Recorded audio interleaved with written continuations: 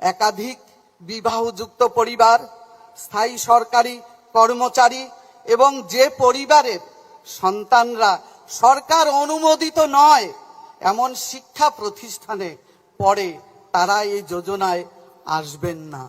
আমরা চাই যারা সত্যি এই প্রকল্পের অর্থ পাওয়ার অধিকারী তারাই যেন এই যোজনার সুবিধা পায়। আজ থেকে প্রত্যেক যোগ্য সুবিধাভোগী আধার সংযুক্ত ব্যাংক অ্যাকাউন্টে প্রতি মাসে ডাইরেক্ট বেনিফিট ট্রান্সফার ডিবিটির মাধ্যমে পাঠানো শুরু হয়েছে।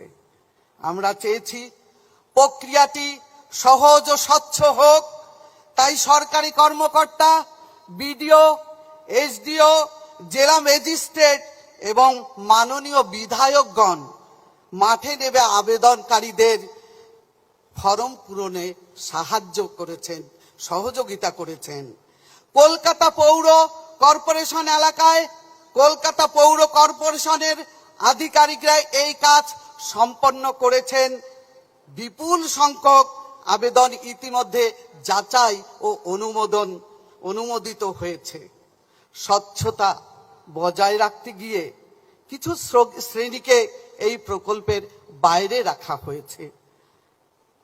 একাধিক বিবাহযুক্ত পরিবার, স্থায়ী সরকারি কর্মচারী এবং যে পরিবারের সন্তানরা সরকার অনুমোদিত নয় এমন শিক্ষা প্রতিষ্ঠানে পড়ে তারা এই যোজনায় আসবেন না। পশ্চিমবঙ্গের ভোটার তালিকা থেকে যাদের নাম বাদ গেছে সেই মহিলারাও আপাতত এই সুবিধা পাবেন না। অন্নপূর্ণা যোজনা শুধু আর্থিক সাহায্য নয়, এটি নারীদের আত্মবিশ্বাস ও স্বাধীনতার দিকে একটি বড় পদক্ষেপ। যখন একজন মা ও বোনের হাতে নিজের টাকা থাকে তখন পরিবারের সিদ্ধান্ত গ্রহণে তার ভূমিকা বাড়ে, সন্তানের শিক্ষা ও স্বাস্থ্যে বিনিয়োগ বাড়ে, সমাজ শক্তিশালী হয়।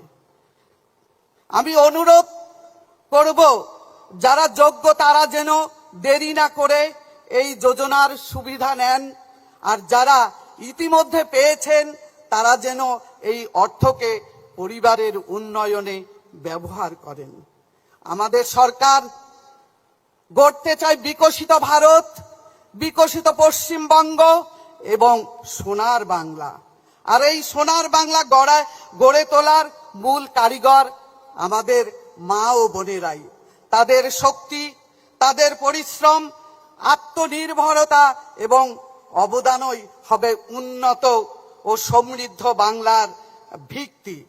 তাই আসুন আমরা সবাই মিলে একটি শক্তিশালী, স্বাবলম্বী ও সম্মানিত নারী সমাজ গড়ে তুলি। সশক্ত নারী, সমৃদ্ধ পশ্চিমবঙ্গ। সকলকেই ধন্যবাদ। জয় হিন্দ।